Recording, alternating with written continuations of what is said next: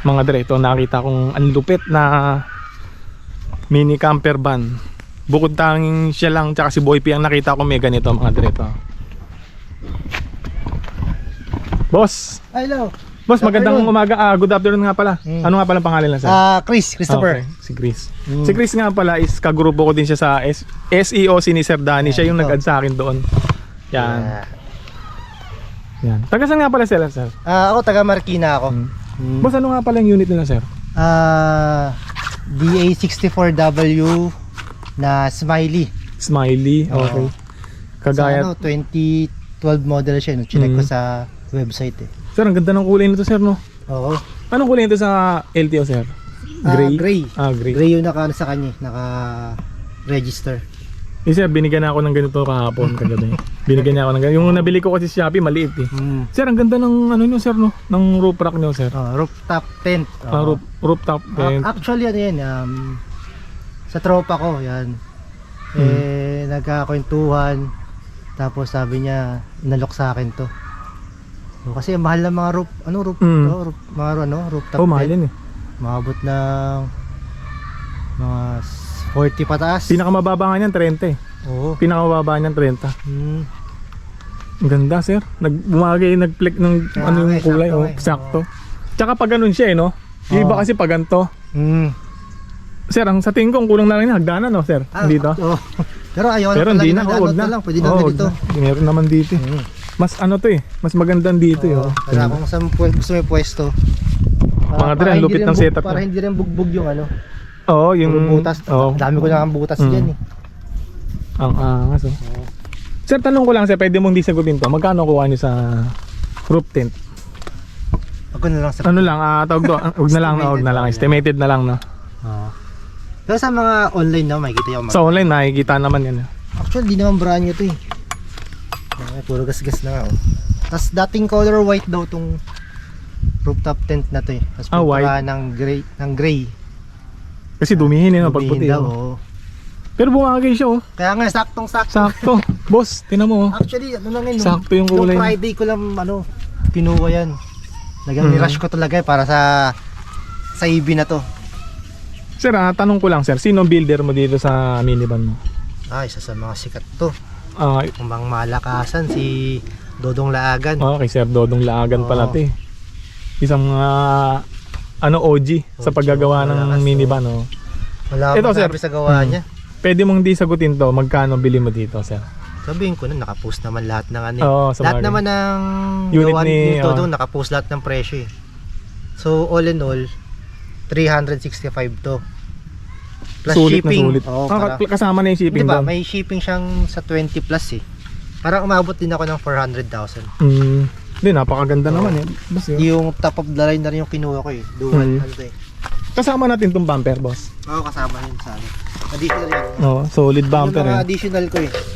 Boss, napansin, bumper. Tapos yung pinalift ko na rin to ng 2 inch. Oo nga no. Ito may lifter yan. Ito sa taas. 2-inch lift. Yung mags mo, ano nga palang ano nito? Stock niya yan. Anong inch to, boss? 14 inch. 14. Ang ginawa ko, ginaya ko yung mga commercial model na mga mapapansin mo. Kamukha niyo mga commercial. Parang sa Ace no? Ganito yung mga ano ng Ace eh. Yung espresso. Espresso yan espresso pala. Ginagaya ko. Bumagay. Ang ganda nga ng pagkakaano. 4-wheel drive to no? 4-wheel drive. Sir, napansin ko yung paglight mo no, iba no? Pinaiba ko kasi ano tawag dyan? Kalimutan ko eh. Basta may tawag. Di ba HOLA dyan? Yung hologram ganun? Ganda oh. Malakas yan. Oo nga eh. Kasi pag umuwi kayong Bicol, actually parang 3 balikan na sa Bicol to eh. Yung mga daan dun, pag ginagabi kami, lubak-lubak. So kailangan mo talaga malakas na ilaw. Tapos naka-LED pa no to no? Ano to, boss? Hindi ko lang stock din yan. Stock din? Hindi pa ako nagpapalit dyan eh. Naka-LED na sir. Tapos steel bumper. Steel bumper. Yan lang yung mga upgrade ko. Ito.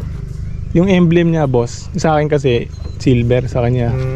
Actually silver kinabit ni Dodong dyan eh. Request ko black. Okay. Ayaw ni Dodong ko yung request niya pinabago niya. Talagang pang ano siya, kumbaga camper van talaga ang ano mo dito, motive no. Oo, kasi dati nagbumotor lang kasi ako. Hindi ko masama yung anak ko. Yung anak ko kasi autism. So So bantayin yun. So para masama ko sa mga adventure ko, mga pinapasyalan ko. Yan. Nag-decide kami mag-asawa na kumuha ng minivan. Alam mo sir, parehas tayo. Dati din ako yung motor din. So hindi natin maisama no? Oo. Hindi natin maisama sa Minsan masama ko isa lang. Masasama mo isa. Tapos Dalawa anak ko eh. Okay, kami isa lang. Tsaka hassle no? Pagka motor eh. Kasi yung anak ko parang for example, dalawa kayong mag-asawa, nagmumotor kami.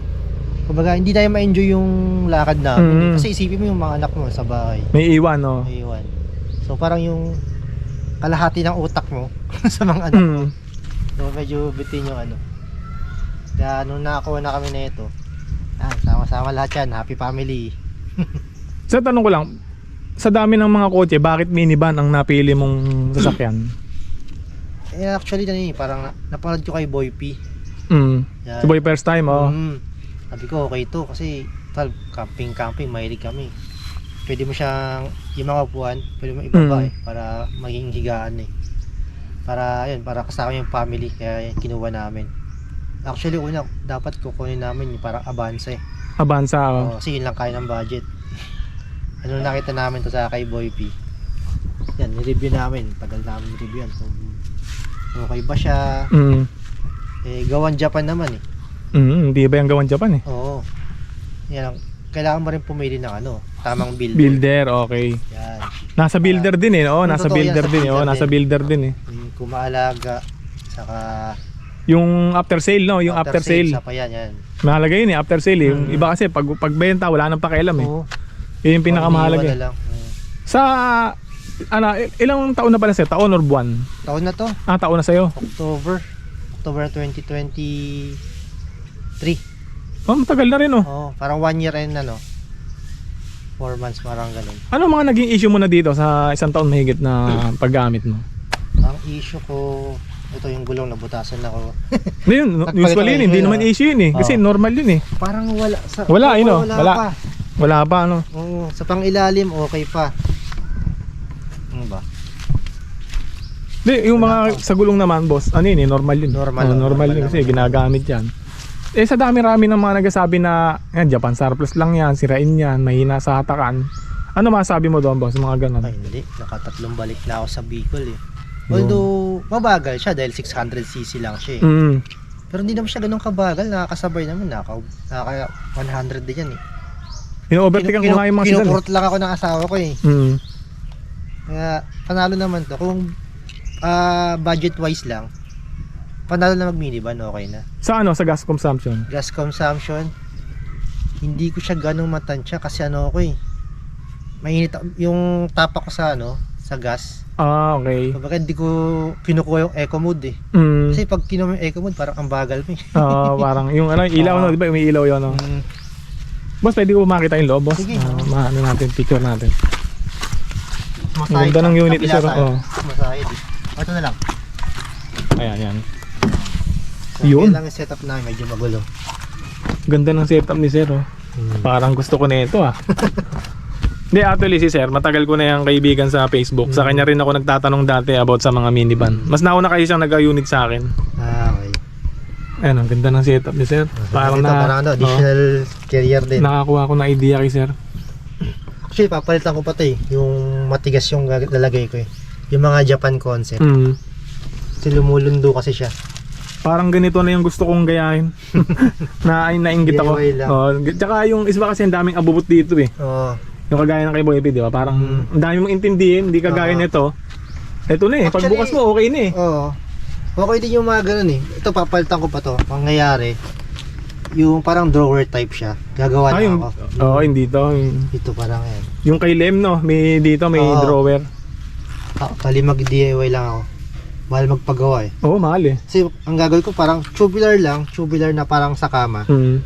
Na disassemble mo siya. Bali, pag nabiyahe kayo, dito yung anak mo, Hindi mo na yan. At natanggal ko to. Kahit inaalis ko rin to kasi yung upuan, inaangat namin. Okay. So itong mga box, andyan. Okay, sige. Ganun pala, kala ko kala ko as is na to Yun ang next project ko, gagawa ko ng as is. Yung as is na yun talagang as in parang legit na camper ba na talaga pero yung natatanggal din. Pares tayo, basta may ganito rin ako eh. Oo. Kaso ang bilis nga lang malobat nito. Kaya nga, kala ko matagal. Mga 2 to 3 hours lang yan. Oo, peke ako. Mm. Mas okay pa yung gano'n, yung white na yun. Maabot na ano yan, 9 hours. Ayon. Ito, oo. Nagamit Ayan. ko. Maganda pala yan, oh. Oo, tagal to. Meron pa, oh. Meron pa rin, oh. Oh, ito yung gamit namin niya kagabi. Baka yan na lang din ang kunin ko. Tagal, oh, 80 watts. Tsaka mura lang yan, eh, no? Oo, sa 100 plus lang din to. Tagal na ito. Mm. Saka yun, oh. Ganda. Hindi, kay sir lang ako madalas magtanong eh. Kasi Facebook friend ko yan eh. Sa kanya ako madalas magtanong ng mga about sa minivan. Ganda, ganda. Captain seat no sir, no? Parehas, no? Ah, captain Yung seat yan. Ito lang yung napansin kong kaiba sa 64 eh, no? Sabi. Sabi kasi lapat to eh. Oo. Pero itong speaker mo, okay yan. Ah, Working siya yan, parehas. working yan, Working siya. gumagana yan. Ganda, ganda. Ah, parang high roof tong sa'yo, no? Oh, high roof. Oo, high roof to. Yung sa akin parang medyo dito lang kasi. Oo, high roof nga Kasi ito. binatasa ko na rin to mga to. Pang sabitan. Dodong laagan o gawang dodong laagan. Ganda. Boss, thank you boss. Oh, thank you, sige, Salamat sa time. Hindi mo napasyalan yung ano, yung second floor namin. Oh, yun lang. Pasyalan ko na yan.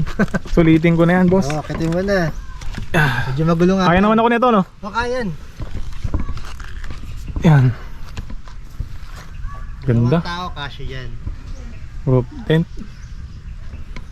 Dalawa pa lang sila nakita ko may ganito eh. Yung kay Boy P. Si Boy P pa lang nakita ko may ganyan eh. Tsaka yung kay Dodong Laagan. Yan. Ganda. Boss, tanong ko nga pala tong side owning mo, boss. Ang lapad yun. Ano ba yan? DIY mo lang, boss? Oh, ginawa ko lang yan. Ang sukat niya 2.5 by 3. 2.5 by 3. Oo. Ang Kasi lapad may niya. mga gamit na ako eh. Ito kasi lumang tarp ko to. Brown tracker to eh, lumang tarp ko. Kasi ito yung pole niya. Sabi, nanood ako sa YouTube. Sabi ko, may mga owning pa lang ano, DIY lang. So ang binili ko na lang, ito. Itong aluminum na Aluminum. to. Tapos Saka ito, ano to yun? Ito yung sa mga, ano yun, no? Yung Mga pole. Pole, no? Diyan na siya yung mga panungkit. Ah, okay. Oo yan, 3 meters. So, telescopic siya.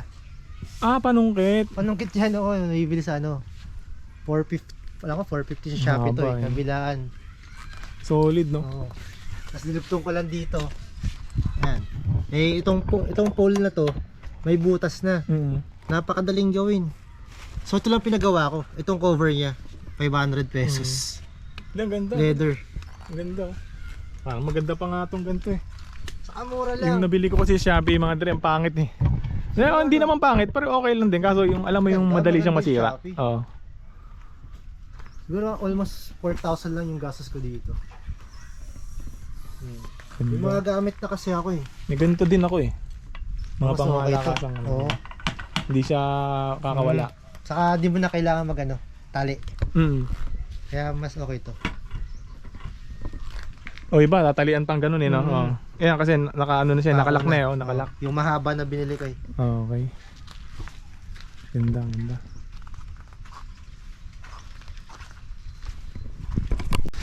Boss, thank you. Okay, thank you. Salamat sa oras. Next time ulit. Oo.